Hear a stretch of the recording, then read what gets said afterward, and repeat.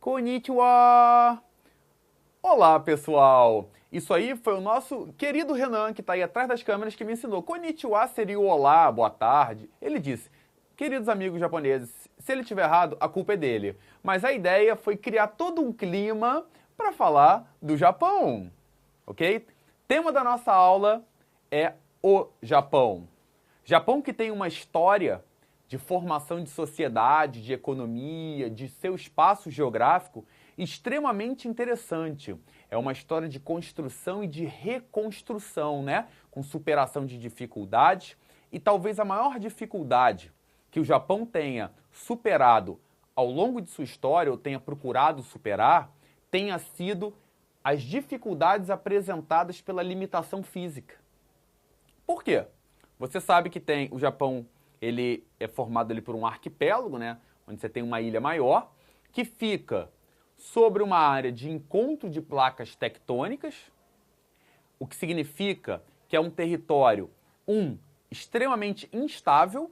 Os lugares que ficam sobre áreas de contato de placas tectônicas sentem muito mais o movimento das placas tectônicas e, consequentemente, sofrem abalos sísmicos frequentemente. A gente pode lembrar que muito recentemente houve a tsunami no Japão, né? Aquela tsunami que chamou a atenção do mundo principalmente por ter afetado principalmente por ter afetado uma usina nuclear que corria risco de vazamento. E aí levantou-se toda a questão em relação à produção de energia a partir de usina nuclear. Por que acontece uma tsunami? A tsunami é aquela onda gigante, né? Aquela onda gigante. O professor Renato Pelizari diria o seguinte: a onda gigante vem se formando no mar, se aproxima da costa e putruf! Destrói o que há na costa. Ok? O que leva à formação dessa onda gigante? Um terremoto, um abalo sísmico no fundo do mar. Como você tem ali área de contrato de placas tectônicas, quando ocorre esse movimento, né, a energia liberada pela acomodação das placas acaba gerando um tremor e que leva à formação de uma onda. Aquela onda vai ganhando amplitude conforme ela se desloca e aí ela vai arrebentar bem grandona, causando grande impacto no continente. Então, você tem essa questão dos terremotos. O japonês se adaptou à presença de terremotos. Você tem construções feitas, por exemplo, sobre superfícies, estruturas que são maleáveis, né, uma espécie de mola, para quando houver o tremor não haver desmoronamento.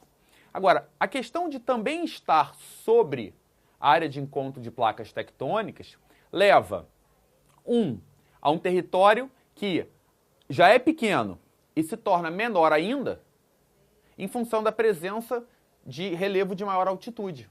Porque nesse relevo de maior altitude torna-se muito difícil a ocupação humana através de atividades econômicas, a criação de cidades, a presença de população explorando o espaço. Então você tem um território que já é pequeno e é ainda mais restrito no que diz respeito a áreas planas, onde seria possível a prática de atividades econômicas com maior produtividade, né? A prática da agricultura, a criação de indústrias com meios de transporte eficientes. Esse espaço para isso, onde isso é possível, é muito restrito.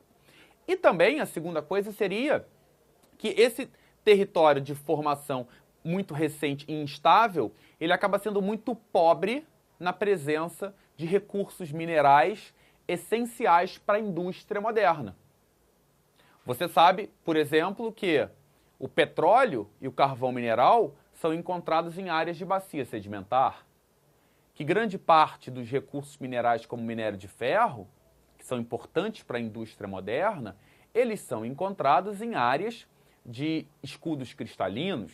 E o Japão, ele é formado essencialmente por áreas de formação mais moderna e que, consequentemente, geram uma escassez desses recursos minerais que são essenciais para a atividade industrial. Se tem essa limitação física, se tem essa limitação em relação à matéria-prima, para que o país pudesse avançar, ele precisou buscar ao longo de sua história esses recursos além de suas fronteiras.